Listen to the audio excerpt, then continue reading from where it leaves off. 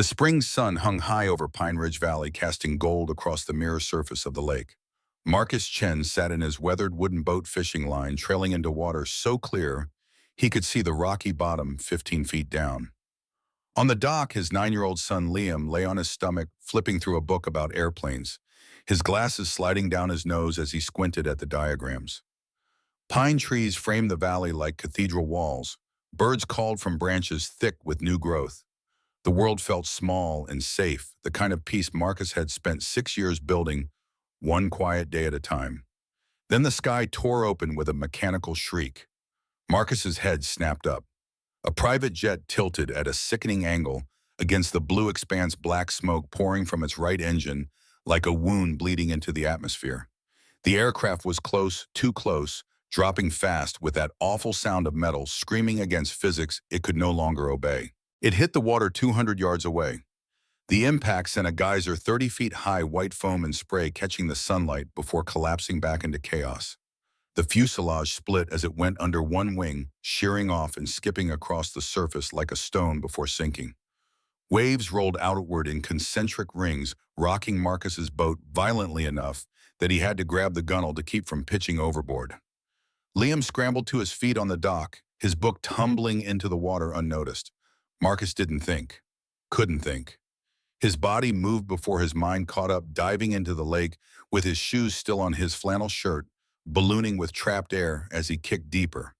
The cold hit like a fist, June water still carrying the memory of mountain snow, but he pushed through it, arms cutting forward in strong strokes that ate up the distance. Jet fuel spread across the surface in an iridescent slick, the smell sharp and chemical burning his nostrils as he broke through to gasp for air. The fuselage was already half submerged, nose tilted down at 45 degrees, cockpit sinking fast. Through the murky cloud of disturbed sediment and leaking fluids, Marcus could see the cabin interior seats visible through a shattered window, and a figure slumped against the seatbelt, head lolling. He dove again, pulling himself down along the fuselage, fingers finding purchase on rivets and seams. His lungs began to burn after 20 seconds. 30. The pressure built behind his eyes as he reached the broken window, jagged plexiglass edges scraping his forearm as he squeezed through. The woman's face was pale, lips tinged blue. Blood trickled from a cut on her temple, mixing with lake water and pink tendrils. Her seatbelt held her pinned as the aircraft sank, and Marcus's fingers fumbled with the release mechanism, precious seconds ticking away as his vision started to narrow at the edges. The buckle gave. He grabbed her under the arms and kicked backward, pulling them both through the window. His shoulder clipped the frame and pain lanced down his arm, but he kept kicking, kept pulling, lungs screaming for air he didn't have. They broke the surface together. Marcus gasped, sucked in air that tasted like fuel and fear. The woman coughed once violently, lake water streaming from her mouth and nose, then breathed. Her eyes fluttered but didn't open. He swam backward toward his boat, towing her with one arm while the other pulled them through the waves. His muscles trembled with exhaustion and cold. Behind them, the jet settled, deeper air bubbles rising in clusters as the cabin flooded completely. In another minute, it would be gone. Liam had already pulled the boat closer to the dock, his small hands white-knuckled on the mooring rope. Marcus reached the side and heaved the woman up and over the gunwale, his arms shaking with the effort. She sprawled across the bottom of the boat, still breathing, but unconscious. He hauled himself in after her, water streaming from his clothes, and grabbed the oars. By the time they reached the dock, sirens were already wailing in the distance. Someone on the ridge must have seen the crash, called it in. Liam had his phone out, the satellite model Marcus kept for emergencies, his young voice steady as he gave their location to the dispatcher. Marcus knelt beside the woman, checking her pulse. Strong and steady. He turned her head to the side in case she vomited, then grabbed a blanket from the boat's storage compartment and draped it over her. Her clothes were expensive, he noticed. Tailored slacks, a silk blouse now ruined by lake water, and aviation fuel. Gold watch on her wrist, the kind that cost more than his truck. Her eyes opened, green he noticed and sharp despite the trauma. She looked at him without speaking for a long moment, as if cataloging his face, committing it to memory. The words came out weak, barely audible over the approaching sirens. "You saved me." Marcus didn't know what to say to that, so he said nothing. Just kept pressure on the cut above her eyebrow with the edge of the blanket until the paramedics arrived. The scene that followed happened in fragments. Coast Guard helicopters circling overhead, rotor wash flattening the water. Emergency responders in neon vests swarming the dock. Someone wrapped a shock blanket around Marcus's shoulders. Someone else tried to interview him, asking questions he answered in monosyllables while watching the divers prepare to go down after the wreckage. A deputy sheriff badge glinting on his chest wanted a statement. Marcus gave him the basics: time of crash, approximate location, what he'd seen. The deputy wrote it all down in a small notebook, pages fluttering in the breeze. "You're Marcus Chen. You live here?" "Yes." "Hell of a thing you did. That woman's lucky you were out on the water." Marcus shrugged the blanket sliding off one shoulder. Luck had nothing to do with it. Or maybe it had everything to do with it, depending on how you measured these things. One of the paramedics approached a middle-aged woman with kind eyes and efficient hands. "Sir, I need to check you out. You were in cold water for several minutes." "I'm fine. Protocol, just a quick exam." She took his blood pressure, listened to his lungs, checked his pupils with a penlight, pronounced him remarkably healthy for someone who'd just performed a cold water rescue, asked if he wanted to go to the hospital for observation. He declined. Through all of it, Liam stood close, his hand finding Marcus's whenever the crowd shifted and threatened to separate them. The boy hadn't cried, hadn't panicked, but his face carried a tightness around the eyes that Marcus recognized as suppressed fear. When the paramedics loaded the woman into an ambulance, she looked back at Marcus through the open doors. Her gaze held his for 3 seconds, 4, then the doors closed and the vehicle pulled away, lights flashing, but no siren. The deputy approached again as the crowd began to disperse. "We'll need you to come down to the station tomorrow, give a full statement. Just routine." "Sure. And listen, the media's going to hear about this. Local hero saves crash victim, that kind of thing. You might want to prepare yourself for some attention." Marcus's jaw tightened imperceptibly. "I'd rather not be named." The deputy's eyebrows rose. "Might be hard to avoid. This is a big story. National news, probably." "I pulled someone from the water." "That's not news." "When that someone's a billionaire CEO, it is." The words hit Marcus like a physical blow.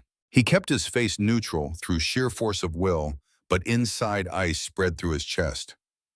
"Who was she?" The deputy consulted his notes. "Catherine Sterling, CEO of Sterling Aerospace Industries." "You know the aircraft company? Ironic, right? Plane manufacturer's boss survives a plane crash." Marcus didn't respond. Couldn't respond. The name rang in his skull like a struck bell, reverberating through 6 years of carefully constructed distance. Sterling Aerospace, the company that had killed his wife. He stood there on the dock as the emergency vehicles departed one by one, their lights fading into the forest. Liam tugged at his sleeve and Marcus looked down at his son's worried face. "Dad, you okay?" "Yeah, buddy, I'm okay." But he wasn't, not even close. They walked back to the cabin in silence, Marcus's wet shoes squelching with each step. The structure sat 50 yards from the water's edge, built from rough-hewn logs that had weathered to gray over decades. Solar panels on the roof, a propane tank around back, a stone chimney that had probably been there longer than Marcus had been alive. Home, such as it was. Inside smelled like pine sap and old paper, the particular scent of a place lived in, but not cluttered. Minimal furniture, all functional. A wood stove in the corner that heated the place in winter. A kitchen table where Liam did his homework and Marcus repaired small engines for cash. Bookshelves lining one wall filled with engineering textbooks Marcus couldn't bring himself to throw away, and paperbacks Liam devoured at a pace that would have made his mother proud. Marcus stripped off his wet clothes in the bathroom and stood under a hot shower until the chill left his bones. When he emerged dressed in dry jeans and a thermal shirt, Liam had made sandwiches. Peanut butter and jelly on bread from Carl's store, cut diagonally the way Sarah used to do it. They ate without talking. The only sound, the scrape of knives on plates and the distant call of a loon on the water. Through the window, Marcus could see the lake returning to its mirror, calm, no sign of the violence that had torn through the afternoon, except for a Coast Guard boat marking the crash site with buoys. The old television in the corner sat dark and silent. Marcus had no desire to turn it on to see his actions replayed and analyzed by people who didn't understand the weight of them. But eventually he would have to. Eventually he would need to know what story was being told. He waited until Liam went to bed, tucking the boy in with the same ritual they'd followed for 6 years. Book on the nightstand, glass of water within reach. Nightlight plugged into the outlet by the door. A kiss on the forehead that Liam was almost too old for but still accepted. Love you, Dad. Love you too, buddy. Then Marcus returned to the living room and turned on the television. The news anchor's face filled the screen, expression appropriately grave for a story of near tragedy averted. Aerial footage showed rescue boats circling the crash site, divers in the water. The helicopter Marcus remembered hovering overhead. The banner running along the bottom read, Billionaire CEO survives jet crash in Washington. Catherine Sterling, CEO of Sterling Aerospace Industries, is recovering tonight after her private jet crashed into a remote lake in northern Washington state. Sterling was pulled from the wreckage by a local resident in what officials are calling a miraculous rescue. They cut to interview footage with the deputy sheriff, who described the scene with the kind of dramatic emphasis that made everything sound more heroic than it had felt in the moment. Then to the Coast Guard commander, who praised the quick response and noted that without immediate intervention, the outcome would likely have been fatal. They didn't have Marcus's name yet, but they would. Small towns kept few secrets, and Pine Ridge Valley was smaller than most. He turned off the television before the reporter could say anything else and sat in the darkness listening to the cabin creak and settle around him. 6 years ago, Marcus had been a senior aerospace engineer at Sterling Aerospace working on experimental aircraft systems, so advanced they barely had names yet. Cutting-edge hydraulics, fly-by-wire controls, materials that could withstand stresses no conventional alloy could handle. He'd loved the work, loved the precision of it, the way metal and math and motion came together to defy gravity in ways that felt almost like magic. But he'd also seen something no one else wanted to see. A flaw. The F-770 hydraulic control system designed for the next generation of business jets failed under specific stress conditions. High altitude combined with sustained pressure loads, the kind you'd encounter in severe turbulence or aggressive maneuvering. The failure rate in his simulations hit 73%. Unacceptable. Catastrophic. Marcus had written reports, sent emails, flagged it in meetings. His supervisor, Dave Morrison, had smiled and told him not to worry. The higher-ups would handle it, he added. They had protocols for this kind of thing. Quality assurance would catch it. They hadn't.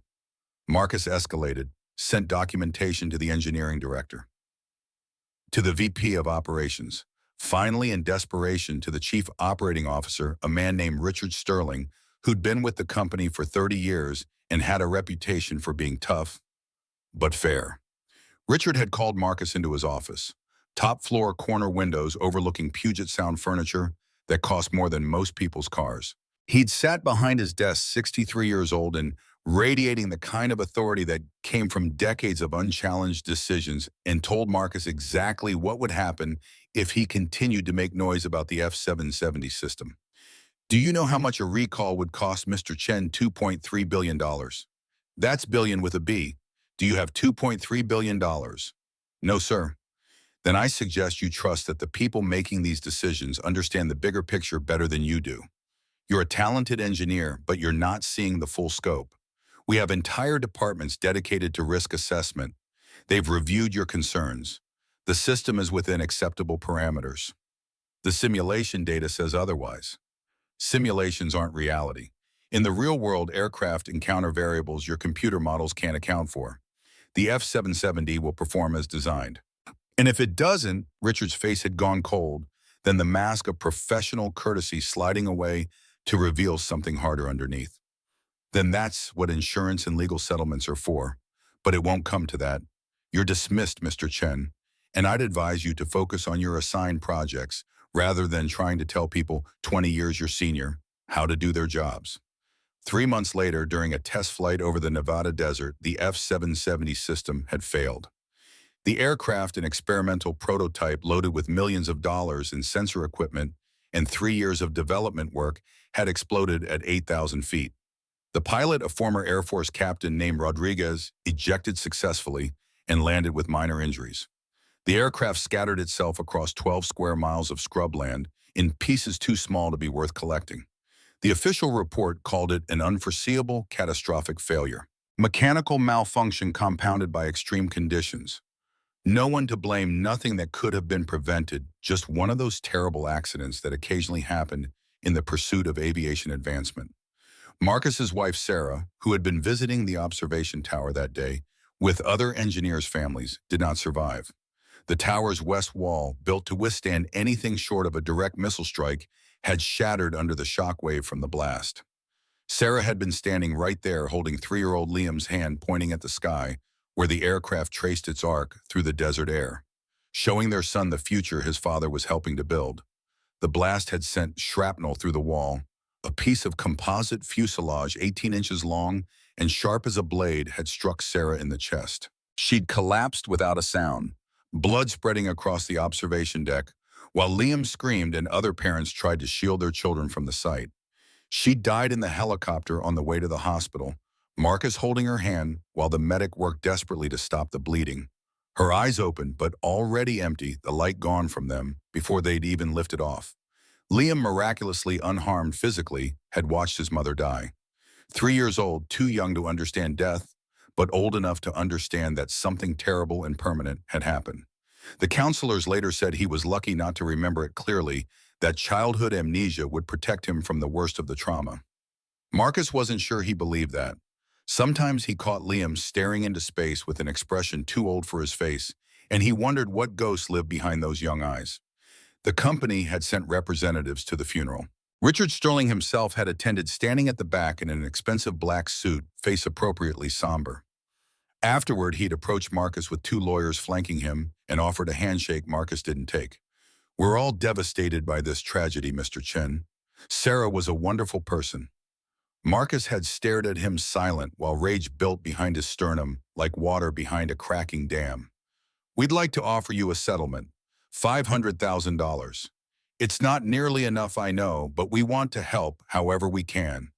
There's also a non-disclosure agreement, standard procedure in these cases. It protects both parties from any misunderstandings about liability." That word, liability. As if Sarah's death were a line item in a ledger, a risk to be calculated and mitigated. Marcus had quit the next day. No severance, no apology, just walked into Dave Morrison's office and dropped his badge and access card on the desk. Morrison had tried to talk him out of it, said he was making an emotional decision that he should take some time before doing anything permanent. Marcus had left without responding. Before he'd gone, though, he'd copied every file he could access. Every email about the F-770 system, every simulation result, every test report, every piece of data that proved he had been right, and they'd ignored him. He'd loaded it all onto 3 USB drives, made backup copies on external hard drives, and stored them in different locations. Not because he planned to do anything with the information, just because he couldn't let it disappear entirely. Couldn't let them erase the evidence of their negligence the way they'd tried to erase his warnings. Then he'd loaded Liam, still mute with grief, into his truck and driven north until the roads turned to gravel and the gravel turned to dirt. He'd bought this cabin with the last of their savings, a place so remote that cell service required a 20-minute hike to the ridge. No internet unless you drove to town. No connection to the world that had killed his wife and destroyed his career. For 6 years they'd lived here. Marcus fixing engines for locals who paid in cash or barter, teaching Liam how to fish and read weather patterns and be kind even when the world wasn't. At night after Liam fell asleep, Marcus read those old engineering textbooks by lantern light, not because he missed the work, but because he couldn't forget it. The equations still made sense even when nothing else did. And now Catherine Sterling, whose family had killed Sarah as surely as if they'd put a gun to her head, was alive because Marcus had saved her. The irony tasted like ash in his mouth. He didn't sleep that night, lay in bed staring at the ceiling while his mind replayed the crash in endless loops. The sound of the impact. The cold water. Catherine Sterling's face as she looked at him, recognizing something in his eyes that he'd tried to keep buried for 6 years. By morning he was exhausted, but no closer to understanding what he was supposed to do with any of this. Liam found him at the kitchen table brewing coffee in the dented percolator that had belonged to Marcus's father.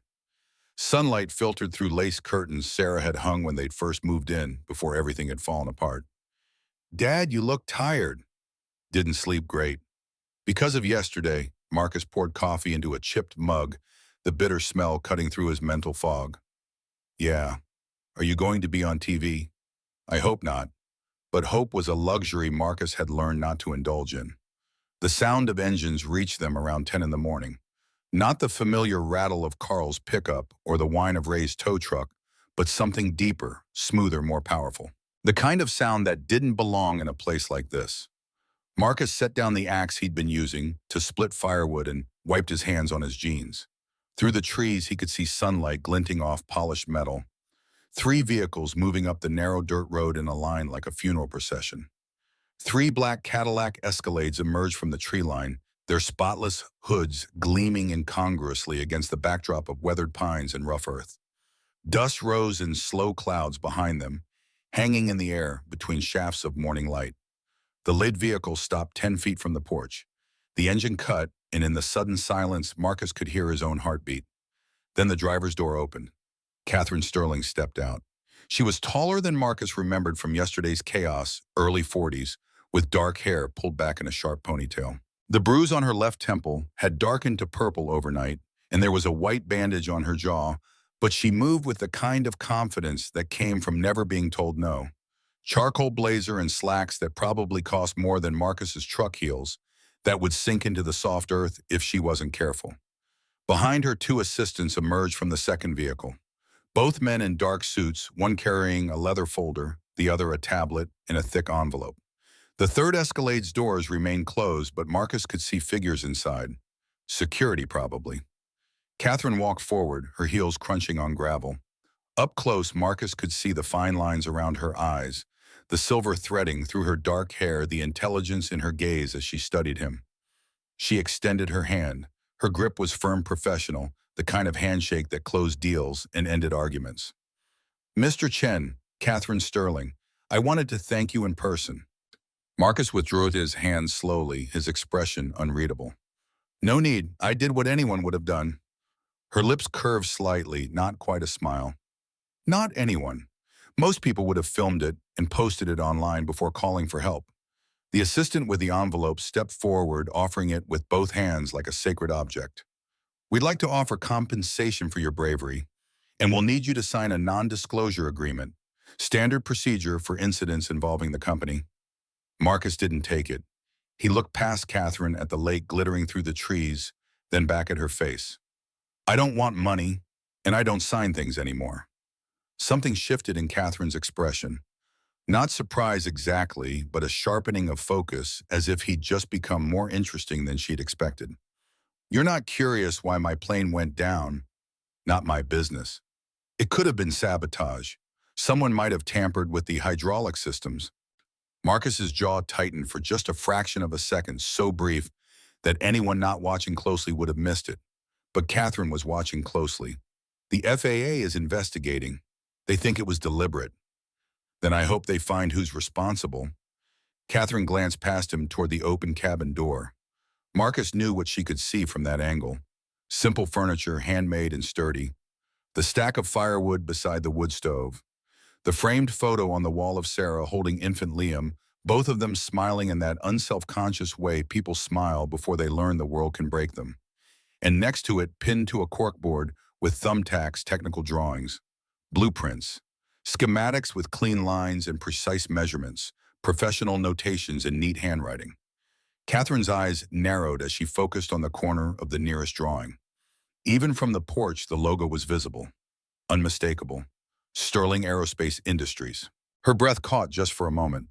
Her gaze flicked back to Marcus, and he watched understanding dawn in her eyes. Not just recognition, but something deeper. The pieces clicking into place, forming a picture she hadn't expected to see. They stood there in silence, 10 feet apart, while everything unspoken hung in the air between them like smoke. Liam appeared in the doorway, curious, clutching a model plane in one hand. His glasses had slid down his nose again, and he pushed them up with one finger.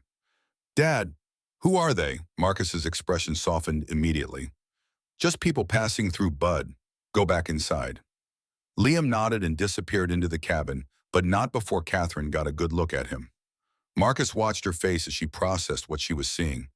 A 9-year-old boy, living in the middle of nowhere with his father. No mother visible. She nodded slowly as if confirming something to herself. "Thank you again, Mr. Chen. If you ever need anything, you know how to reach me." She turned and walked back to the Escalade without waiting for a response.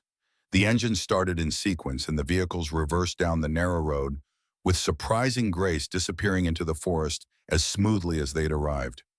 Liam stepped back onto the porch, watching the dust settle. Why'd she come all the way out here just to say thank you? Marcus watched the last traces of the convoy fade into the trees. She's from a different world, buddy. Not ours. But even as he said it, he knew it wasn't that simple. Not anymore. By late afternoon, the story had metastasized across the valley and beyond. Not the quiet version where a man saved a life and went home, but the twisted one, the one that sold clicks and generated outrage and fed the endless appetite for conspiracy. Someone had leaked video footage. A hiker on the Western Ridge filming the landscape for a travel blog had captured the moment the jet went down. The clip was shaky, the audio mostly wind noise, and the hiker's shocked profanity, but it showed the impact, the plume of water, and a small figure swimming toward the wreckage. Within 3 hours of being posted, it had been shared 40,000 times. News outlets picked it up. Bloggers analyzed it frame by frame, circling Marcus's distant form in red, speculating about his identity and motives. And then the headlines began, each one worse than the last. Hero or setup questions surround mysterious CEO rescue. Billionaire's crash, was she lured to remote lake? Who was the man who saved Catherine Sterling? The articles speculated wildly, building narratives out of nothing. A man living alone in the woods, no visible job, no history anyone could easily access. A woman whose private jet just happened to crash practically on top of his property. The coincidence was too perfect, the internet declared. Something darker had to be at play. Marcus didn't see any of it until Carl called from the general store around 2 in the afternoon, his gravelly voice carrying decades of cigarettes and honest work. Marcus, I'm real sorry about this. The reporters showed up about an hour ago. They're camped outside my place, asking everyone who walks in if they know you. Saying things. Bad things. Marcus pressed the phone tighter to his ear. What kind of things? That maybe the crash wasn't an accident.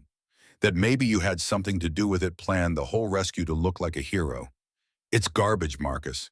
Everyone here knows you, but people are listening to them. Thanks for the warning, Carl. You need anything, you call. I mean it. Marcus hung up without saying anything else. Beside him, Liam had gone very still, model plane forgotten on the table. Dad, what did Mr. Carl say? Nothing important, buddy. Just checking in. But Liam's eyes, too perceptive for his age, said he knew better. The garage where Marcus worked part-time sat on the edge of town, a corrugated metal building with 3 bays and a hand-painted sign that had faded to near illegibility. Ray Hutchins, the owner, was ex-military, mid-50s, with calloused hands and a sense of fairness that had given Marcus a chance when no one else would 6 years ago. Marcus arrived for his evening shift to find Ray waiting in the small office, sitting behind a desk piled with invoices and parts catalogs. The older man's face carried an expression Marcus had seen before, the particular discomfort of someone about to deliver bad news they didn't agree with. Marcus, come in. Close the door. Marcus did, already knowing what was coming. Ray didn't look at him directly, just studied his own hands as if they might offer guidance. Look, I don't believe what they're saying, not for a second. You're the best mechanic I've got, and you're a good man. But my customers, I understand. They're uncomfortable. Mrs. Peterson said she didn't want you working on her Subaru, and Tom Vickers, he called this morning, said he'd take his business elsewhere if I kept you on. It's not right, but it's how people are. You want me to take some time off, just until this blows over. Week or 2, maybe. Once they catch whoever actually caused that crash, once the news moves on to the next thing, people will forget. You know how it is. Marcus stood, picked up his toolbox from where he'd set it by the door. His hands were steady, his face carefully neutral. Sure, Ray, I appreciate you telling me straight. Marcus, I'm sorry, I really am. Don't be, you've got a business to run. He walked out to his truck without looking back, loaded his toolbox into the bed, with movements that had become automatic over years of practice. The parking lot was empty except for Ray's F-150 and a Honda that belonged to the kid who worked Saturdays. No reporters here yet, but they would come eventually. Small towns kept few secrets. The grocery store was worse. Marcus needed supplies. Bread and milk for Liam, basics they'd run low on. He'd planned to make it quick in and out before anyone noticed, but the parking lot held two news vans with satellite dishes folded against their roofs like sleeping insects. Inside, the whispers started immediately. A woman with a shopping cart saw him and pulled her young daughter closer as if proximity to Marcus carried some contagion. Near the produce section, two men in work jackets stopped their conversation mid-sentence to stare. One of them, a guy Marcus vaguely recognized from Carl's store, spoke just loud enough to be heard. "That's him, the guy from the lake. Probably planned the whole thing. You don't just happen to be there when a billionaire crashes." His companion nodded, arms crossed, face set in the particular righteousness people wore when confirming their worst suspicions about the world. Marcus kept walking, grabbed a gallon of milk from the refrigerated case, a loaf of bread from the bakery section. At the register, the teenage clerk wouldn't meet his eyes, scanning items with mechanical efficiency while her hands trembled slightly. He paid in cash, exact change, and walked out carrying the paper bag against his chest. Behind him, he heard someone say something about knowing all along that Chen was trouble, that there was always something off about him. In the truck, Marcus set the groceries on the passenger seat and sat very still, hands on the steering wheel, breathing slowly through his nose. The anger wanted to rise, wanted to break through the careful control he'd spent 6 years building, but he couldn't afford that. Not here. Not with Liam depending on him. He drove home, taking the back roads, avoiding Main Street, where the news vans were multiplying like bacteria. That night, rain hammered the cabin roof, a steady drumming that filled every silence. Liam sat at the kitchen table, picking at his dinner without eating. Spaghetti with jarred sauce, simple food that usually disappeared quickly, but tonight the boy just pushed noodles around his plate with mechanical movements. His eyes were red, not crying, not anymore, but recently enough that the evidence remained. Marcus set down his own fork, the metal clinking against cheap ceramic. "Talk to me, buddy." Liam didn't look up. "Why are people saying you're bad?" The question landed like a physical blow. Marcus wanted to explain that the world didn't care about truth when a lie was more interesting, that people believed what they wanted to believe because thinking was harder than judging. But those words would mean nothing to a 9-year-old who just wanted his father protected from cruelty he didn't deserve. He reached across the table and squeezed Liam's hand, his calloused palm engulfing small fingers. Sometimes people get scared of things they don't understand. When something big happens, like that plane crash, they want it to make sense. They want someone to blame. It's easier than accepting that bad things sometimes just happen. "But you saved her." "I know." "So why would they think you're bad?" Marcus had no answer that wouldn't sound hollow. He stood, cleared their plates, even though both were still half full, and turned off the kitchen light. In the darkness, he could hear the rain and Liam's breathing and the distant hum of the world turning against him through no fault of his own, except being in the wrong place at the wrong time, or the right place, depending on how you measure these things. Miles away in her corner office on the 40th floor of Sterling Aerospace's Seattle headquarters, Catherine sat at her desk, staring at a computer screen. The building was mostly empty at this hour, the fluorescent lights in the hallways dimmed to save power security guards making their rounds in comfortable silence. Her office overlooked Puget Sound, floor-to-ceiling windows offering a view of dark water and distant lights, the city spreading out below like a circuit board. Beautiful in its way, cold. She'd been sitting here for 3 hours digging through files she should have examined years ago. The employee database had loaded slowly, as if reluctant to reveal its secrets, and when she typed Marcus Chen into the search bar, the results had taken a full minute to appear. Employment terminated following incident review. Ineligible for rehire. Standard corporate language, meaningless on the surface, but Catherine had learned to read between lines. She clicked, deeper, accessing personnel records that technically required authorization she no longer bothered seeking. CEO privileges used for the first time to investigate her own company's sins. The technical memo opened in a new window. 7 pages dense with engineering specifications and test data. Marcus Chen's name appeared on every page, his employee ID number stamped in the header.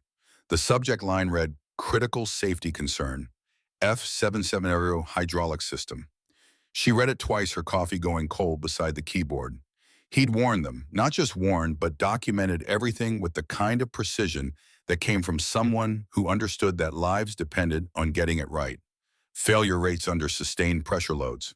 Stress test results showing catastrophic breakdown at altitude. Recommendations for immediate grounding, pending system redesign. The email chain started small. Marcus to his supervisor, Dave Morrison. A polite but urgent message flagging the problem and requesting escalation. Morrison's response came 2 days later, generic and dismissive. Your concerns are noted. Continue with scheduled production. Marcus tried again, and again, each email more urgent, the technical language giving way to something rawer. People will die if we put this system in service. We need to recall the units already certified. This isn't about cost, it's about basic safety. The responses grew shorter, colder. We'll look into it. Your concerns are being reviewed. Please focus on your assigned projects. Then Marcus had bypassed the chain of command entirely and sent documentation directly to the executive team. Catherine found that email dated 6 years and 4 months ago, addressed to 5 people including the chief operating officer. Her uncle, Richard Sterling. She opened his response sent from his personal account 3 days after Marcus's email. One paragraph forwarded to the legal department in the VP of Operations. Minor technical issue flagged by junior engineer. Cost of full recall estimated at $2.3 billion. Recommend internal review only. Do not escalate to board or external regulators. Continue production on schedule. Any further communication from Chen to be redirected through legal. Catherine's hands had started shaking. She set them flat on the desk, forced herself to keep reading. The incident report was buried 3 folders deep, marked confidential, dated 3 months after Richard's email. Test flight over Nevada. Aircraft designation, X770. Catastrophic hydraulic failure at 8,000 feet. Pilot ejected successfully. Aircraft total loss, 1 civilian fatality. She clicked the attached file even though some part of her already knew what she would find. The name appeared in Arial size 12 black text against white background, as if the bureaucratic font could somehow soften the reality of what it represented. Sarah Chen, wife of Marcus Chen Sterling, aerospace employee, survived by husband and 1 minor child. Catherine closed her eyes, but the words remained burned against her eyelids. She'd been 36 when this happened, newly promoted to Senior VP of Acquisitions, focused on expanding the company's market share into Asia. She remembered the Nevada test flight, remembered the somber company-wide email about the tragic accident, the moment of silence held at the next board meeting. No one had mentioned Marcus Chen's warnings. No one had suggested the crash might have been preventable. The narrative presented to the board and the media had been simple, clean, blameless, unforeseeable mechanical failure compounded by extreme conditions. These things happen in aerospace development. Risk was part of innovation. Lies. All of it lies. Catherine opened another file, this one from Human Resources. Marcus Chen's termination paperwork processed the day after his wife's funeral. Voluntary resignation, the form said, but attached to it was a settlement agreement. $500,000 in exchange for signing a comprehensive non-disclosure agreement that prohibited him from discussing the F-770 system, the test flight, or any aspect of his employment with Sterling Aerospace. The signature line at the bottom was empty. Marcus had never signed it, which meant the company couldn't legally enforce the NDA, which meant Marcus could have gone public 6 years ago, could have destroyed Sterling Aerospace with what he knew, could have sent Richard to prison and bankrupted the company that had killed his wife. But he hadn't. He'd just disappeared. A knock at the door made Catherine jump, her hands jerking and knocking over the cold coffee. Brown liquid spread across her desk, seeping into a stack of quarterly reports. "Come in." Richard Sterling stepped inside without waiting for permission, as was his habit. 64 years old, silver hair, immaculate even at 9:30 at night, navy suit tailored to perfection. He'd been with the company since before Catherine was born, a fixture as permanent as the building itself. He smiled, but the expression didn't reach his eyes.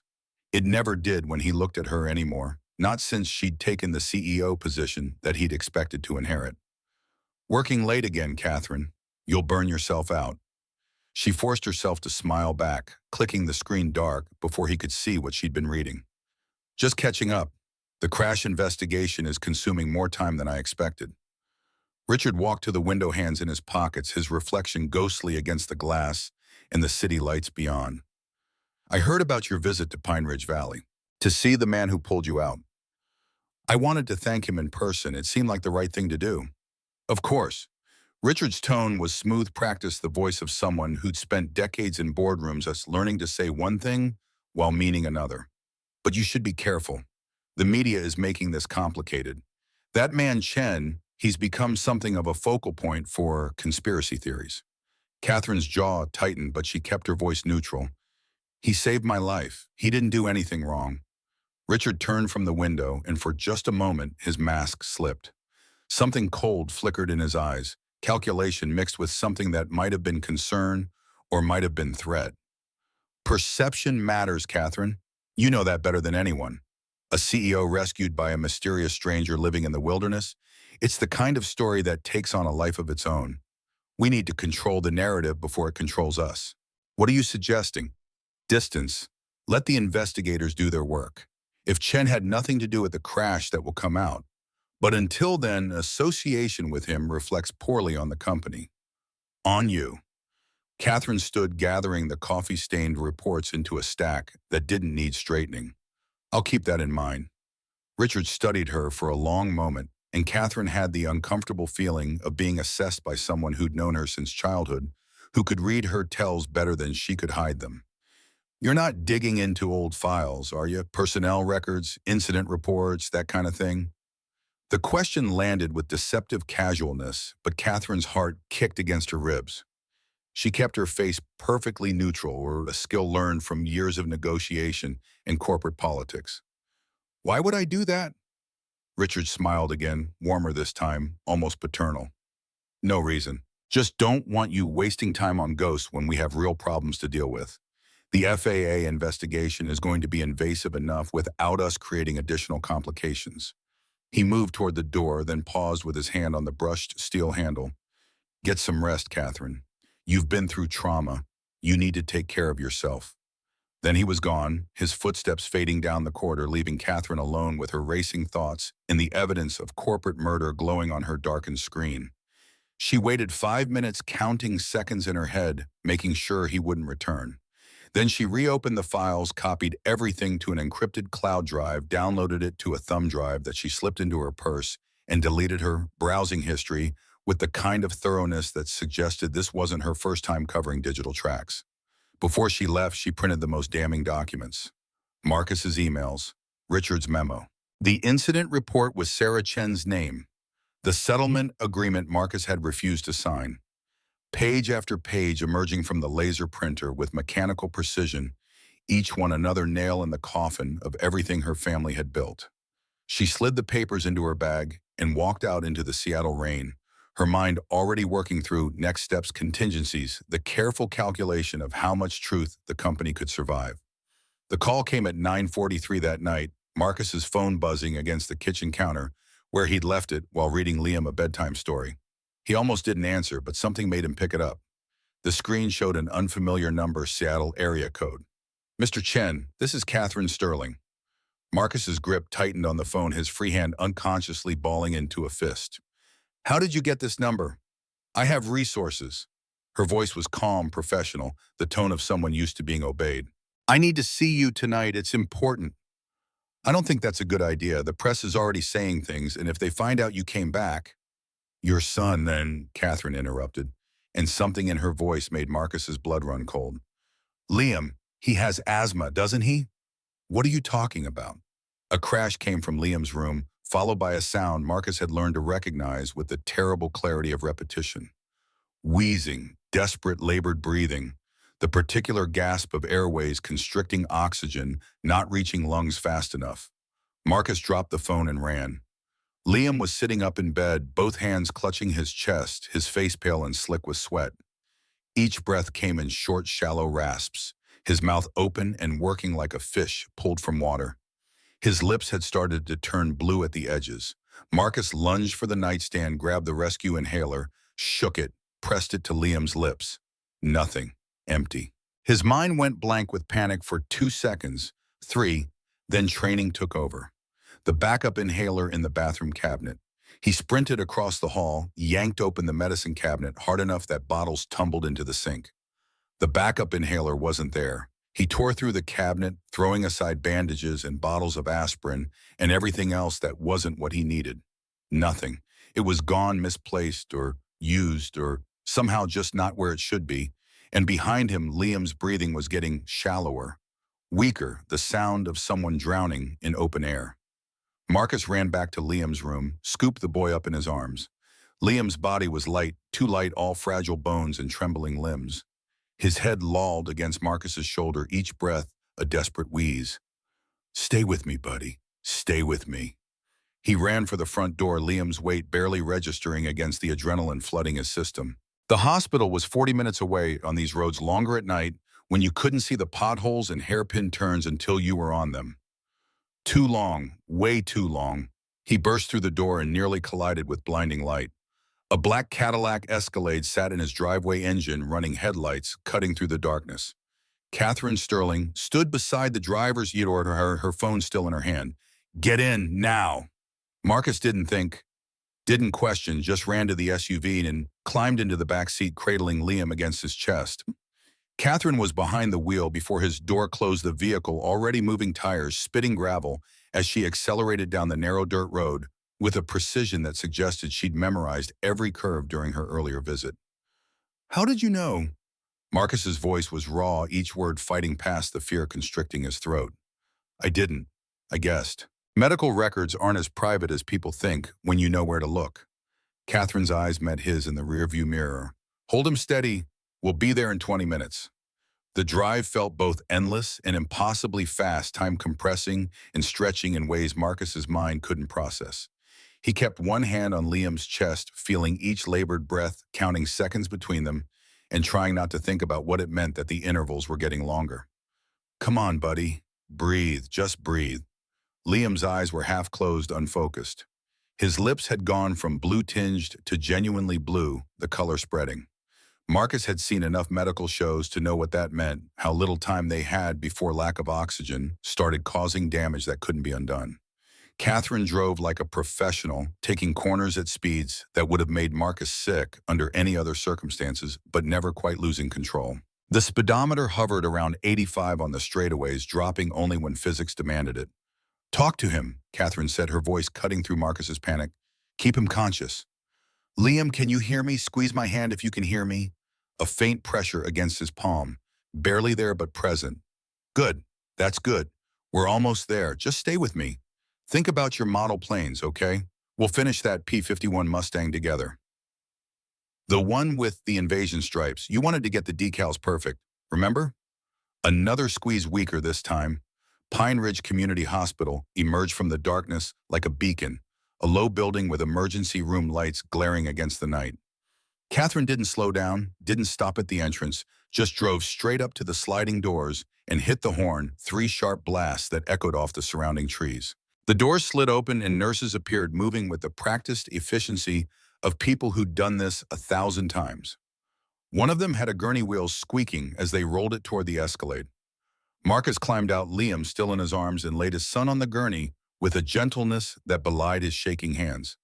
The boy's face was gray now, each breath a struggling rasp, and Marcus had to force himself to step back to let the professionals take over, even though every instinct screamed to hold on, to not let go.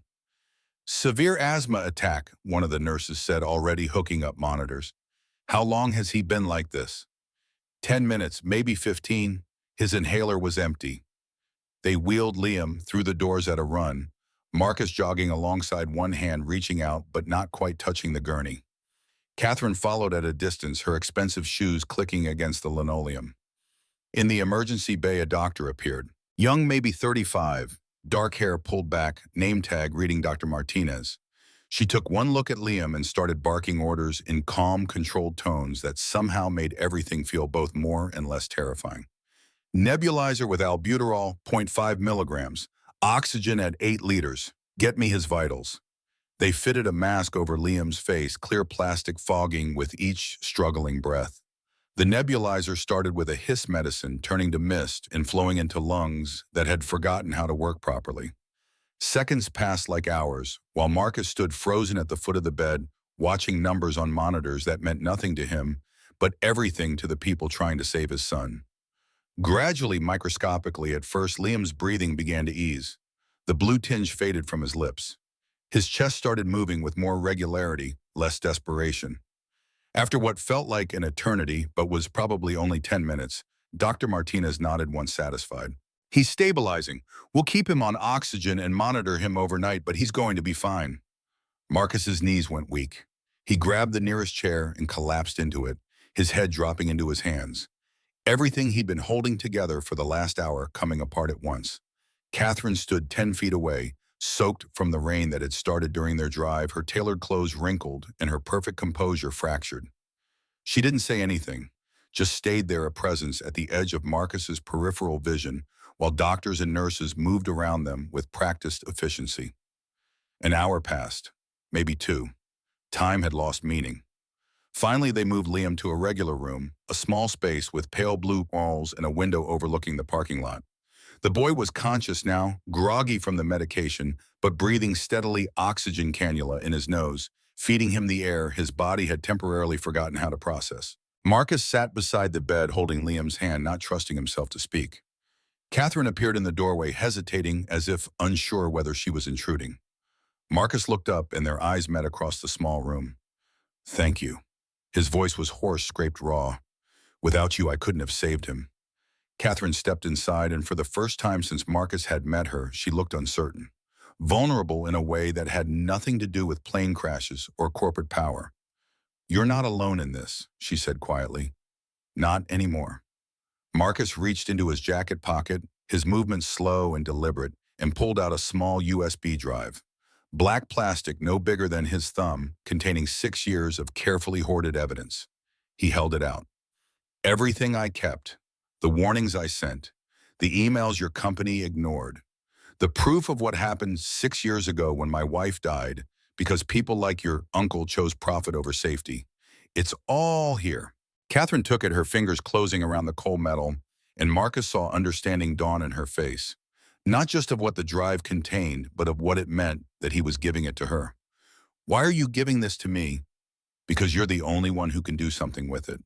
Because that crash yesterday wasn't an accident, and you know it. Because someone tried to kill you using the same system that killed my wife. And if we don't stop them, they'll keep killing until there's no one left to tell the truth." Catherine nodded slowly, the USB drive feeling impossibly heavy in her hand. "Then I will. I promise."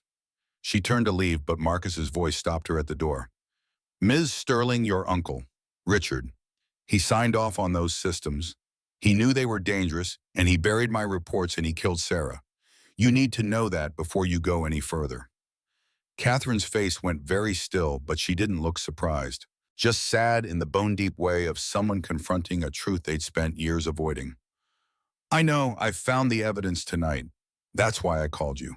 That's why I came." She left then, walking out into the fluorescent hallway, and Marcus was alone with his sleeping son and the weight of everything that was about to change. Outside, dawn was beginning to break over the mountains, painting the sky in shades of gray and gold. A new day, carrying with it the promise of justice or destruction or something in between that Marcus couldn't yet name. The conference room was small and anonymous, tucked into a law office on the edge of downtown Seattle, where mid-rise buildings gave way to older structures that predated the tech boom. Catherine had chosen it specifically for its obscurity, a place where powerful people rarely ventured, and security cameras belonged to landlords who didn't ask questions. She sat at one end of the long table, Marcus at the other. Between them, Alan Foster connected the USB drive to his laptop with movements that carried the precision of someone who'd spent 40 years handling evidence that could end careers or save lives depending on how it was presented. The projector hummed to life. The screen lit up white, then filled with folder icons arranged in neat rows. Foster clicked through them methodically, his British accent lending gravity to technical observations. Mr. Chen was quite thorough. "We have email chains, technical specifications, test data, photographic evidence of component failures, and what appears to be a complete record of every warning he issued over a 3-month period." He opened the first email, dated 6 years and 7 months ago. The text appeared on the screen in Calibri font, corporate standard, the words carrying weight despite their bureaucratic presentation. From Marcus Chen, senior aerospace engineer, to Dave Morrison, engineering supervisor. Subject urgent. Hydraulic system review needed, Dave. I've completed the stress analysis on the F770 hydraulic control system. The results are concerning. Under sustained pressure, loads above 3,200 psi, which we can expect during high-altitude turbulence, or aggressive maneuvering the system shows catastrophic failure in 73% of simulations. I'm recommending immediate grounding of all units pending redesign. Please escalate this to the engineering director as soon as possible. The response 3 days later was a single line. Your concerns are noted. Continue with scheduled production. Foster clicked to the next email, then the next. 7 in total, each one more urgent than the last, the technical language gradually giving way to something rawer as Marcus realized his warnings were being systematically ignored. The final email in the chain was addressed to 5 people, including Richard Sterling. Marcus had bypassed his entire chain of command, sent documentation directly to the executive team with subject line, critical safety issue, lives at risk. Foster let that one sit on screen for a full minute before clicking to Richard's response. The memo appeared formatted on company letterhead, Richard's digital signature at the bottom in elegant script. Catherine read it again, even though she'd memorized every word the night before. Minor technical issue flagged by junior engineer. Cost of recall estimated at $2.3 billion. Recommend internal review only. Do not escalate to board or external regulators. Production continues as scheduled. Any further communication from Chen to be redirected through legal department. This is damning, Foster said quietly, his fingers steepled in front of his face. Whoever signed off on this decision knew the system was unstable, knew people could die, and they chose profit over safety anyway. He clicked to another document, a scanned approval form with multiple signature lines. Most were empty, but at the bottom in blue ink that had faded slightly over 6 years was Richard Sterling's authorization to proceed with F-770 system certification. The room went very still. Marcus leaned back in his chair, his face unreadable in the dim light from the projector. Catherine stared at her uncle's signature, the casual loops and flourishes of someone who'd signed thousands of documents without bothering to read them all, trusting that his position insulated him from consequences. He approved it to avoid a recall. Foster continued, his voice taking on the measured tone of an expert witness delivering testimony. A recall would have cost billions, delayed production schedules, damaged the company's reputation. So he buried the reports and pushed the aircraft into production, despite knowing the risks. He glanced at Marcus, something like sympathy flickering across his professional detachment. And when that wasn't enough, when the system failed exactly as you predicted, he made sure the person who'd warned them couldn't warn anyone else. Marcus's voice was flat, drained of emotion through years of practice. They fired me the day after the explosion. Told me if I talked to anyone about it, they'd sue me into bankruptcy and make sure I never worked in aerospace again. Sent lawyers to my wife's funeral with settlement papers and a gag order. Catherine stood abruptly, her chair scraping against the floor. She paced to the window, looking out over Seattle's industrial district, where shipping containers sat stacked like children's blocks, and cranes moved against gray sky. If I go public with this, she said slowly, each word weighted with calculation, it destroys the company. Thousands of people lose their jobs. My family's name becomes synonymous with corporate murder. Everything my father built gets reduced to a scandal that people will study in business ethics classes. Marcus's voice cut through her rationalization like a scalpel through flesh. And if you don't, more people will die. She turned to face him. His eyes were steady, not accusing, just honest in a way that made dishonesty impossible to maintain. He wasn't asking her to choose between right and wrong. He was telling her she'd already made that choice the moment she'd started looking for the truth. Catherine nodded once, decision crystallizing into certainty. Then I know what I have to do. Foster closed the laptop with a decisive snap. I'll prepare a full technical report. It will hold up in court in front of the FAA anywhere you need it. But you should know, Miss Sterling, that once this information becomes public, there's no walking it back. Your uncle will face criminal charges. The company will be subject to federal investigation. And you, as CEO, will be asked questions about what you knew and when you knew it. I didn't know anything until 3 days ago. Can you prove that? I can prove I was hired 6 months after the Nevada incident. I can prove I was never briefed on Marcus's warnings or the settlement negotiations. But perception doesn't care about proof, does it? Foster's expression carried the wisdom of someone who'd watched too many righteous causes get destroyed by public relations. No, it doesn't. Marcus walked to the coffee pot on the side table and poured himself a cup he didn't drink. You don't have to do this. You could bury the evidence. Protect yourself. No one would know except the three of us. Catherine looked at him, really looked, seeing past the weathered clothes and calloused hands to something that had survived 6 years of isolation and grief without breaking. I could, but then I'd be just like Richard, just like everyone who chose convenience over conscience. She paused, choosing her words with care. The truth always rises, like that plane in the lake. It doesn't stay hidden forever. Marcus almost smiled, the expression foreign on his face, rusty from disuse. No, it doesn't. Catherine gathered her things, sliding Foster's laptop and the USB drive into her bag with movements that suggested finality. Before she left, she turned back to Marcus. I'll need you to testify when this goes public. Your warnings, your expertise, your wife's death. All of it. Can you do that? Yes. It won't be easy. Richard's lawyers will try to discredit you. They'll bring up your years of isolation, suggest paranoia, question why you waited so long to come forward. Let them. I've got nothing left to lose. Catherine's throat tightened at the simple truth of that statement. I'm sorry for what my family took from you, for what we made you into. You didn't make me into anything. I chose this. I chose to walk away rather than fight. That's on me. You were grieving. You had a 3-year-old son to protect. And now I have a 9-year-old son who needs to learn that some things are worth fighting for. Catherine nodded and left, walking out into Seattle rain that had started falling while they'd been inside fat drops that soaked through her coat in seconds. She got into her car, but didn't start the engine immediately, just sat there with water streaming down the windshield, obscuring the world beyond into vague shapes and colors. Her phone buzzed. A text from her assistant, Timothy, board meeting, scheduled for Thursday, 8 a.m.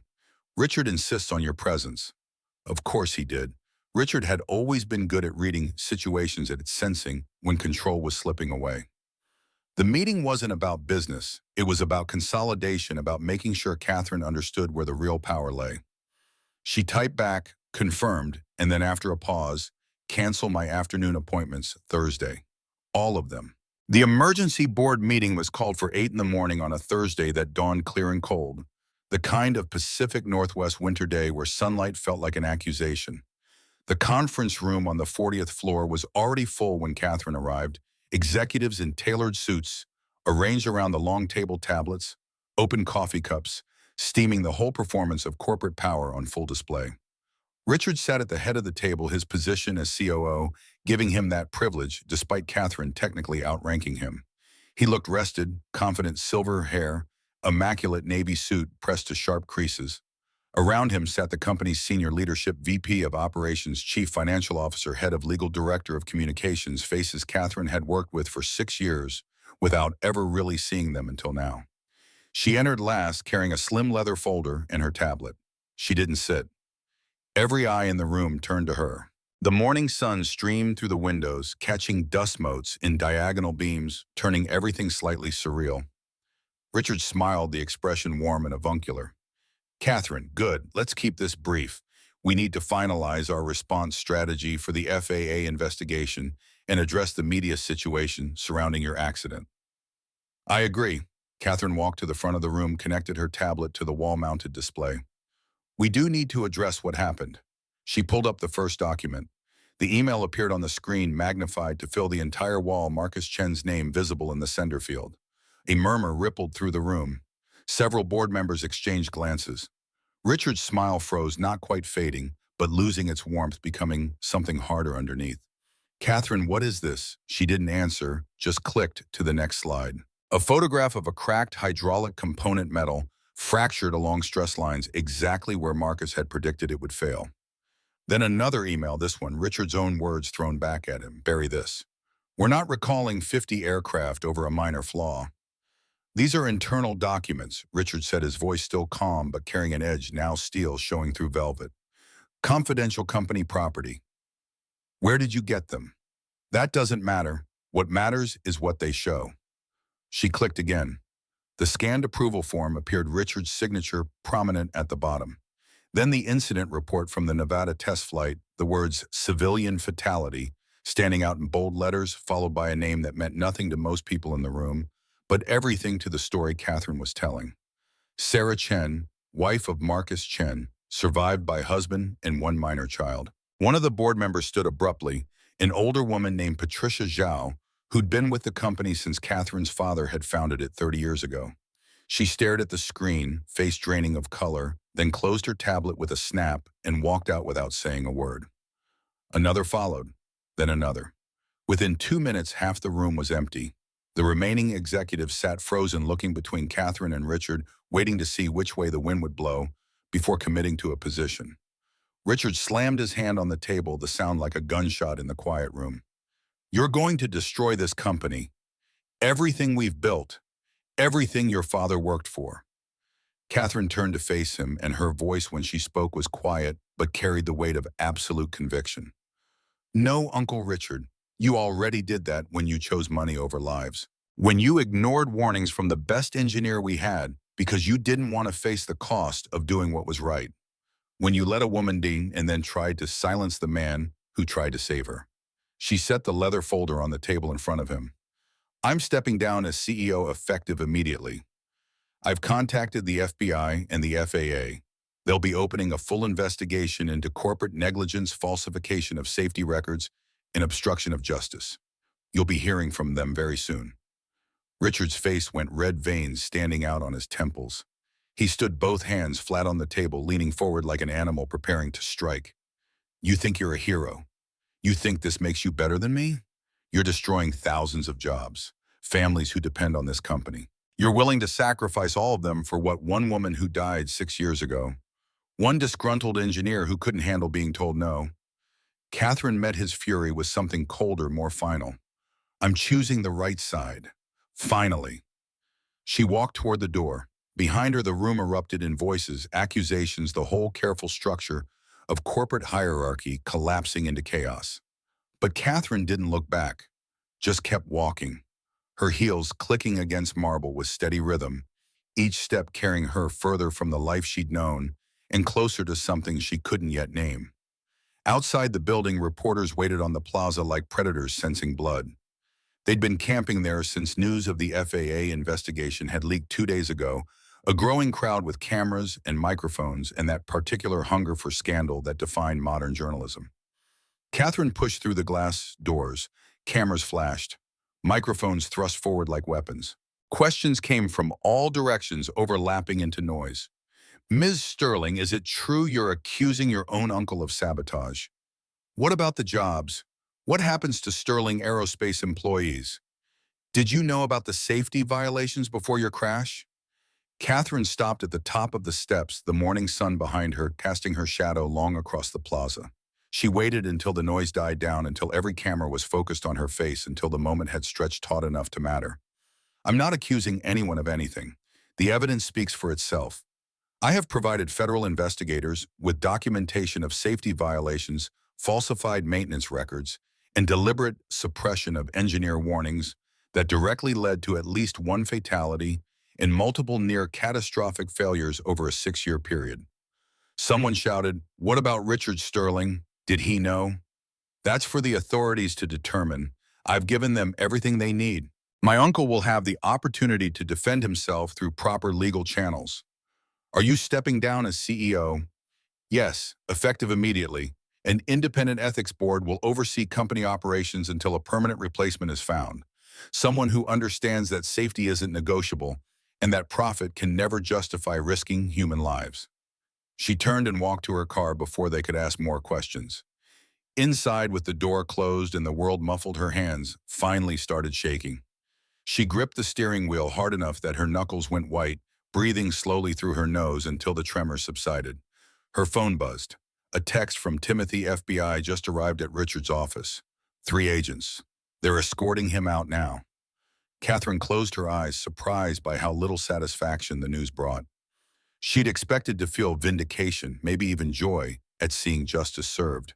Instead, there was just exhaustion and the hollow awareness that destroying Richard wouldn't bring back Sarah Chen, or undo 6 years of Marcus living in exile, or make the company her father had built anything other than a cautionary tale about what happened when good intentions met human weakness.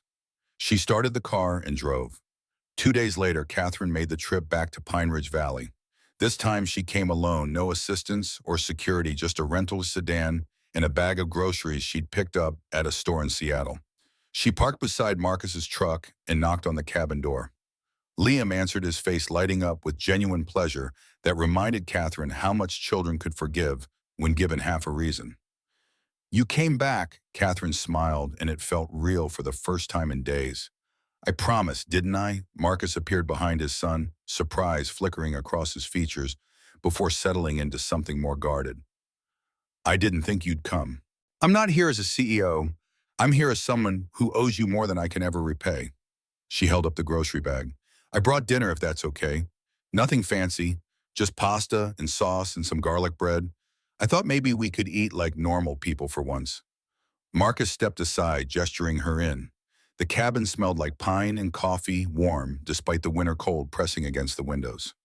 Catherine set the groceries on the kitchen counter and started unpacking, while Liam hovered nearby, asking questions about the FBI investigation with the kind of enthusiasm only a 9-year-old could bring to topics involving federal law enforcement. They cooked together, Marcus boiling pasta, while Catherine heated sauce in a dented pot, working around each other in the small kitchen with surprising ease. Liam set the table 3 plates instead of 2, and Catherine felt something shift in her chest at being included in this small domestic ritual. Dinner was simple, the kind of meal that tasted better because of the company than the ingredients. Liam talked about his model planes, showing Catherine his latest project, a B-17 Flying Fortress, with working bomb bay doors. She listened, asking questions that showed genuine interest, and Marcus watched them interact with an expression that might have been hope or might have been fear that hope would prove unfounded. After Liam went to bed, they sat on the porch with coffee mugs, warming their hands against the night chill. Stars filled the sky in quantities that never appeared over Seattle, the Milky Way, visible as a smear of light across infinite darkness. "Tell me about Sarah," Catherine said quietly. Marcus was silent for so long she thought he might not answer. Then, "She was a teacher, 2nd grade. She loved those kids more than anything except Liam. Used to come home with stories about them. Funny things they'd said or drawn, proud when they finally understood something she'd been trying to teach." "How did you meet?" "College. I was engineering, she was education. I was in the library at 2 in the morning working on a fluid dynamics problem. She walked by, saw my notes, and said, 'You write equations like they're poetry.'"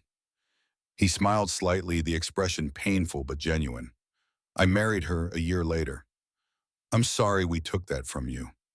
Marcus shook his head. "You didn't. Richard did. And the system that protects people like him. There's a difference." Catherine wrapped both hands around her mug, absorbing heat that couldn't reach the cold place in her chest. "My father started Sterling Aerospace because he believed in making aviation safer. He'd lost his own father in a plane crash when he was 12. Everything he built was supposed to honor that memory, make sure no other kid had to grow up without a parent because of preventable mechanical failure. What happened? He died when I was 28. Heart attack sudden before he could pass on whatever wisdom might have made me better at running the company he'd created. Richard stepped in, and I was grateful for it at the time. He'd been Dad's right hand for 20 years. I thought he shared the same values. But he didn't. No, he shared the same ambitions, but none of the principles. By the time I realized that he'd already embedded himself so deeply in the company culture that removing him would have meant tearing everything apart." She paused. "I told myself it was better to work within the system, change it gradually from inside. But that was cowardice dressed up as pragmatism. You're fixing it now. 6 years too late. Better than never." They sat in silence, watching stars wheel slowly overhead, the universe indifferent to human suffering and human redemption equally. After a while, Catherine spoke again, her voice carrying the weight of decisions already made. "There's a position opening up. Head of Safety and Compliance. It's not glamorous, but it's important. Full authority to ground any aircraft veto, any design halt, any production if safety concerns exist. Answer directly to the board, not to executive management. I can't think of anyone better qualified." Marcus turned to look at her, searching her face for something. "I don't know if I'm ready for that world again." "You don't have to decide now, just think about it. We need people who aren't afraid to tell the truth, people who've already paid the price for doing what's right and chose to do it anyway." She stood to leave. At the door, Marcus called after her, his voice soft but clear. Catherine, you gave my wife justice. Thank you. Catherine's eyes glistened in the porch light, but she didn't let the tears fall. Just nodded once and walked to her car, the weight on her chest feeling slightly lighter than it had in days. 3 weeks later, the story had spread across every major news outlet in the country. Richard Sterling indicted on 12 counts, including criminal negligence, manslaughter, obstruction of justice, and falsification of federal safety documents. Sterling Aerospace, under complete federal oversight production, halted on all F-770 equipped aircraft pending comprehensive system redesign. Marcus watched the news coverage from his cabin, Liam beside him on the couch, both of them processing the strange reality of seeing their private tragedy become public vindication. The anchors called Marcus a whistleblower, a hero, a man who'd sacrificed everything to do what was right. They didn't understand that he'd never wanted to be any of those things. He'd just wanted his wife back and his career intact in a world that made sense. But you didn't get to choose what the world made of you. Only what you made of the world. His phone rang, Catherine's name on the screen. Have you thought about my offer? Marcus looked at Liam, who was watching him with those two perceptive eyes waiting to see what his father would choose. I'll do it, on one condition. Name it. Every aircraft we certify, every system we approve, we name it after someone we failed. Start with the Sarah Chen Memorial Safety Protocol.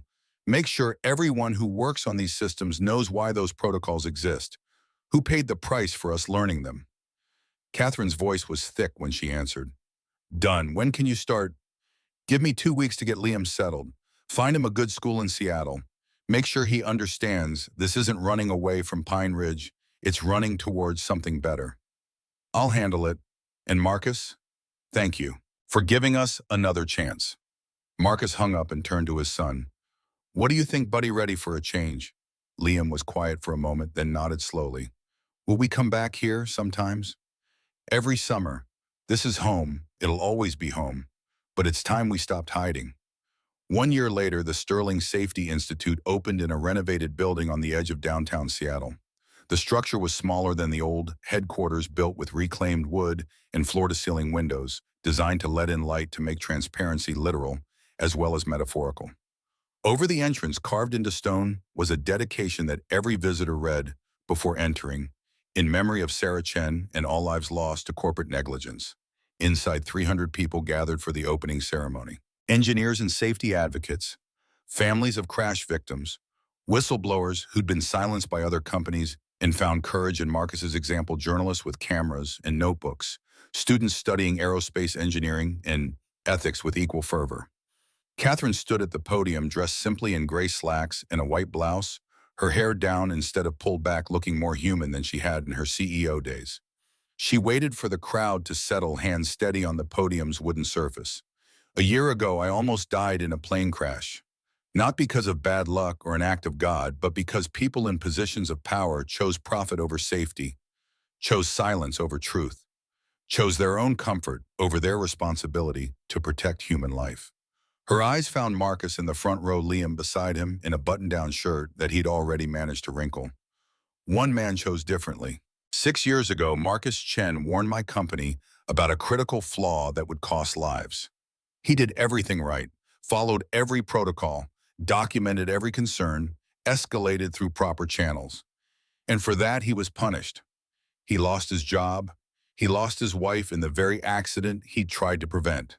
He lost 6 years of his life to grief and exile. The room was silent except for the soft whir of cameras recording everything for posterity. This institute exists because of people like Marcus, people who refuse to stay quiet when they see injustice, who believe that doing the right thing matters even when it costs them everything, who understand that safety isn't negotiable and that every life saved is worth any amount of profit sacrificed. She stepped down from the podium as applause filled the room. Marcus met her at the edge of the stage, and for a moment they just stood there, two people who'd been broken by the same system and chose to rebuild something better from the pieces. On the screen behind them, headlines scrolled, Richard Sterling, sentenced to 15 years federal prison. Sterling Aerospace announces complete safety overhaul. Chen's safety protocol, adopted as industry standard.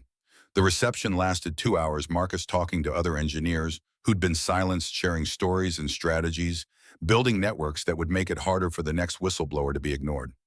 Catherine moved through the crowd with grace learned from years of corporate events, but this time the performance felt real purposeful, as if she'd finally figured out what all that training was actually for.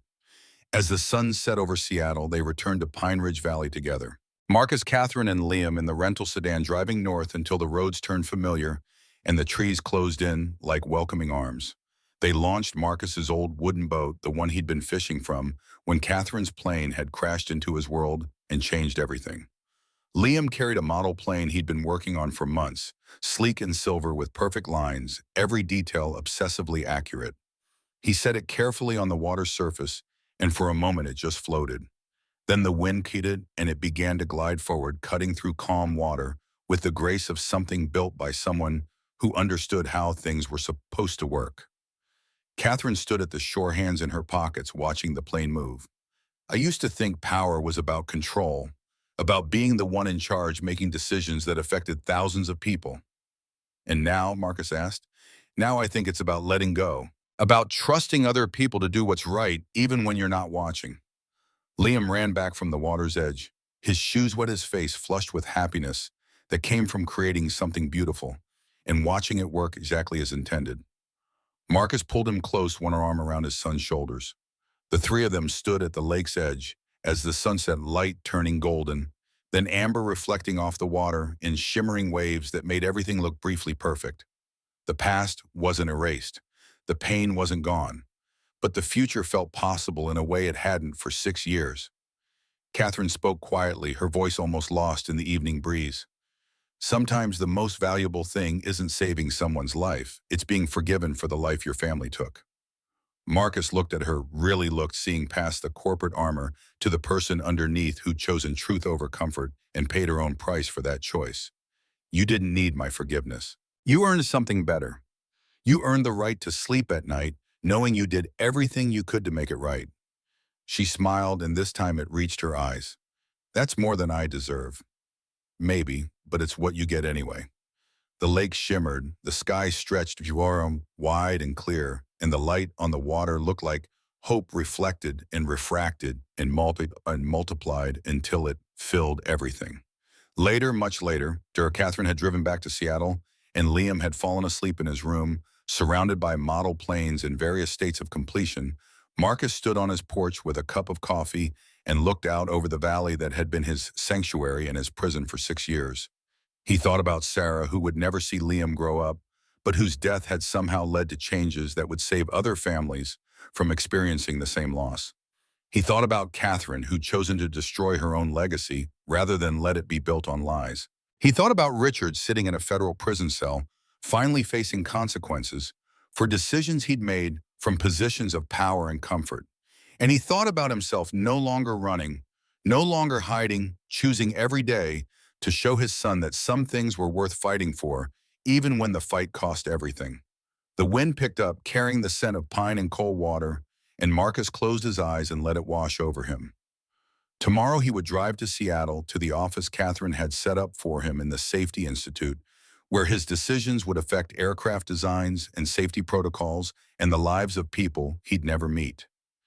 It was terrifying and exhausting, and exactly what he needed. But tonight he was just a man on a porch in the mountains, drinking coffee and listening to his son breathe in the room nearby, alive and safe, and growing into someone who might change the world the way his mother would have wanted. The truth had risen, pulled from dark water, by someone brave enough to dive deep and hold their breath long enough to reach it. And now it would spread outward in ripples that touched lives Marcus would never know about, saving people who would never realize how close they'd come to disaster. That was enough. It had to be enough. Inside, Liam stirred in his sleep, murmuring something about planes and clouds and flying. Marcus smiled and finished his coffee and went inside to check on his son one more time before bed, the way he'd done every night for 6 years and would do for as many more as he was given. The cabin settled around them warm despite winter pressing close, and somewhere out on the lake, water lapped against the shore in steady rhythm, ancient and patient and eternal as the truth itself.